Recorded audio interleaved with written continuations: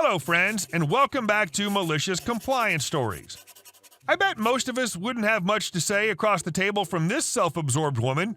$2 says she never let the poor man get a word in edgewise. Let's take a closer look at the story after a short pause. So friends, don't forget to subscribe to our channel if you're new here and turn on notifications so you don't miss a new video every single day. Here we go.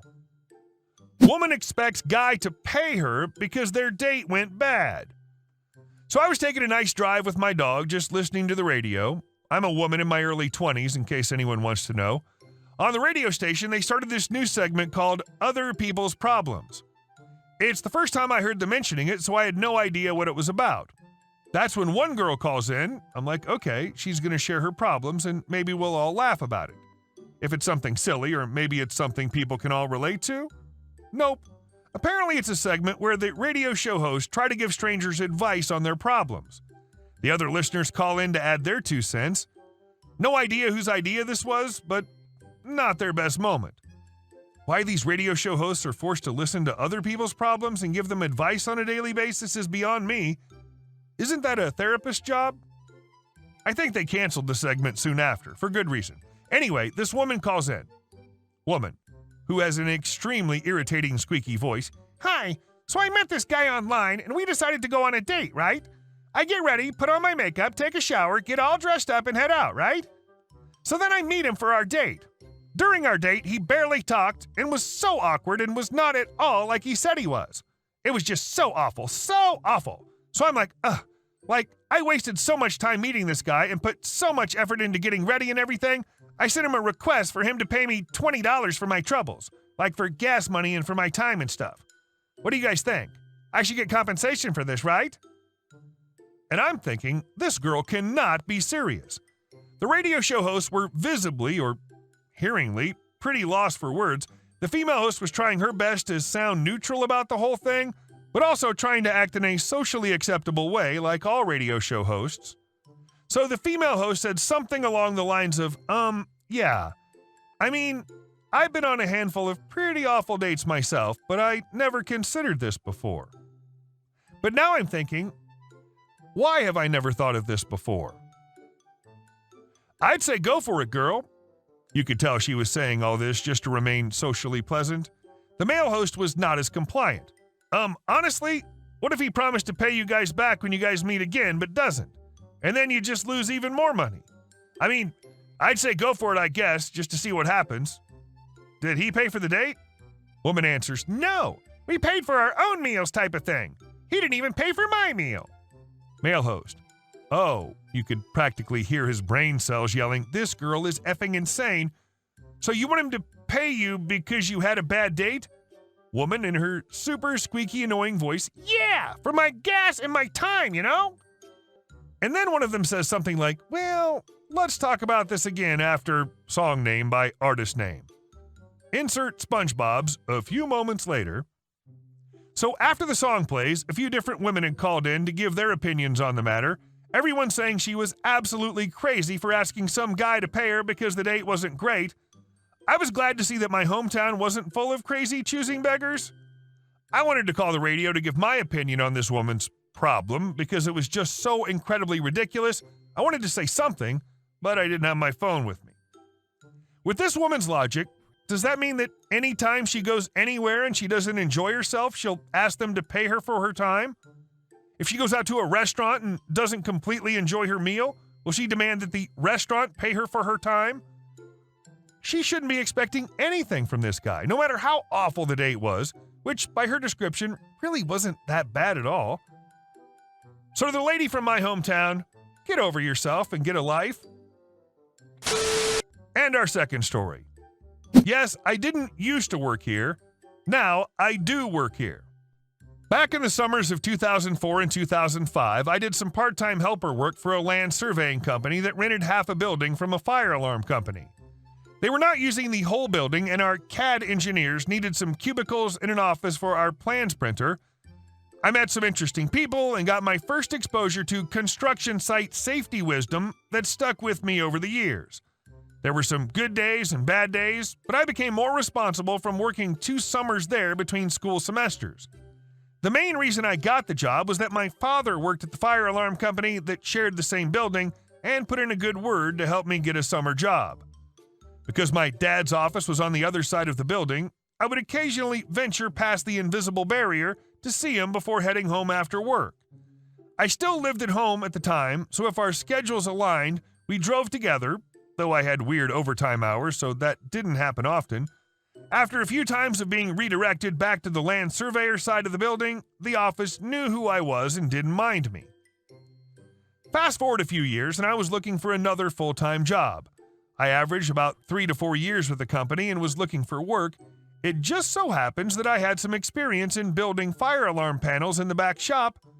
By this time, the land surveyors and the fire alarm company had both grown too big to share the same building, so they got their own shop further into town, and the fire alarm company spread out over the building they were now big enough to fill. The hiring manager was different from the time I'd been with my land surveying, but about 3/4 of the rest of the office still remember me from back then working for the other company. Yes, my dad helped me get my foot in the door, but I got the job on my own merit, and after going through training and going to the back shop to assemble the fire alarm panels, huge industrial cabinets that's more efficient to just build in-house as opposed to in the field, I started to get odd looks from engineers who remember me from years before. One dude told me that just because my dad worked in an office down the hall doesn't mean I should be messing with company property.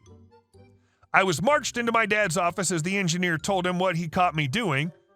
We were both a bit confused.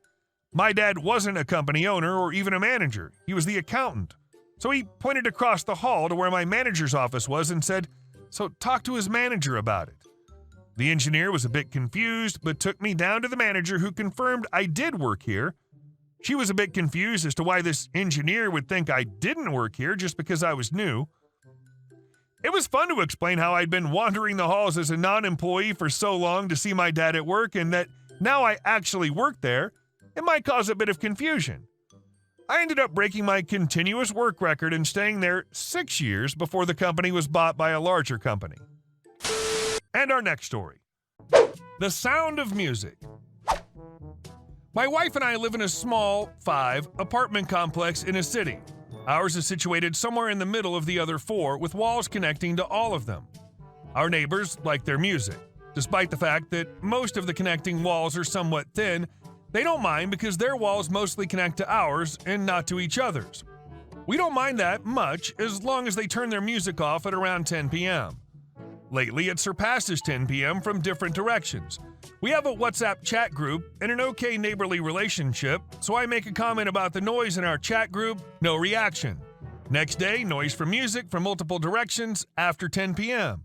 Again, comment in the chat group, but no response. This goes on for a while. I decide that it's time to escalate, and I send a message stating next time I'll contact the landlord and probably the police because I need my beauty sleep. Then one of my neighbors reacts with a message like, "Yo, don't be like that. We ought to have a good time, and music is part of it. Quit your nagging." Since our apartment's the only one with connecting walls to theirs, I decided it's time to get our own Dolby 7.1 surround sound setup. I shouldn't be that nagging neighbor. After all, we ought to have ourselves a good time. They soon after realized that walls are indeed thin, and they've been blessed with a quiet neighbor like us. It started raining some very satisfying and desperate messages in the chat group. Afterwards, agreements were made, and to our surprise, we received apologies from 2 of our neighbors. Now we sleep well. Before 10 p.m., I enjoy my Queen and AC/DC albums on my brand new surround. And our last story. Vegetarian demands vegetarian options. This happened almost 10 years ago, but when I was talking to my husband about past work experiences, I remembered this one and thought I'd share it. When I was younger, I worked as a waitress, and one of my first jobs was at this little family-owned Mexican restaurant. They prided themselves on real Mexican cuisine, and the food was actually amazing. I was one of the few people who could speak English, and my Spanish was good enough to communicate with the other waiters and kitchen staff, although I wouldn't say I was fluent. Because of this, when we received a table that only spoke English, they were usually given to me because it was simply easier for everyone. One day, we were busier than usual, and I already had a full section, so even if my friends had trouble communicating a little, they had to take some tables that would usually fall to me. When things started to calm down, a friend came up to me, begging me to take a table off his hands.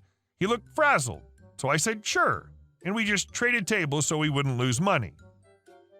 I walked up to the table, which was a man, woman, and their 2 kids. "Hello, my name is OP. I'll be taking care of you for the rest of the evening. Have you had a chance to look over the menu?" I asked politely. "Oh, thank God, you speak English. It was too difficult to talk to that Mexican kid," the dad said, acting like it was our fault they walked into an obviously Mexican restaurant, not a chain one, although I brushed it off, not wanting to make an issue of it. "Listen, we need to see the vegetarian menu. He kept saying that you don't have one," he said, kind of haughty about it too. "Sir, we don't have a vegetarian menu. Nothing here's really vegetarian, I'm sorry," I said simply as he looked at me shocked. "What? You have to serve something vegetarian? My kid's school has to do this. And you're just like them, aren't you?" he asked, very displeased. "Schools are required to do that. We're a privately owned restaurant and are under no obligation to cater to everyone's specific dietary choices and needs."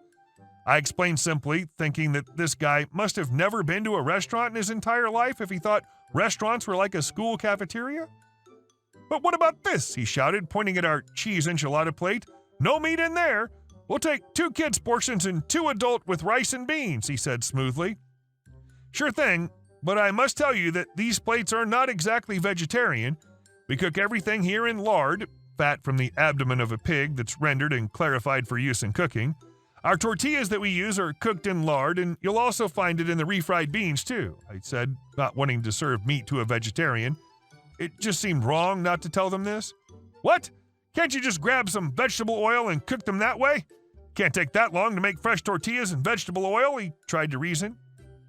"I'm not the cook, sir, but I can guarantee you that they are not going to utilize an entire frying station, use up to an entire gallon of vegetable oil just to serve 4 customers. We'd lose more money serving you than by wasting all that oil. Besides, this is how he cooks. This is how this restaurant cooks. Even our tortilla chips are fried in lard. Basically, everything here has animal product in it," I said simply. There might have been 1 or 2 things not lard, maybe the sautéed veggies, but I doubt they would have been happy just sitting there eating that, but nothing as a main entree.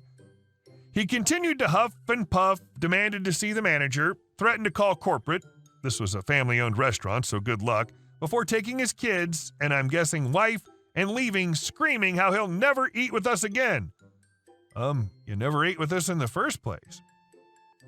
Just for your information, I know most vegetarians/vegans do not behave this way, and I'm sure it can be frustrating when a restaurant ends up not being able to serve you. But let's not take it out on the server. They have no control over how and what is cooked. The age-old threat of, "I'm never shopping here again. You never did. And you just lost a customer. You never were." Hey guys, thank you all for watching the video. I'll see you in the next one.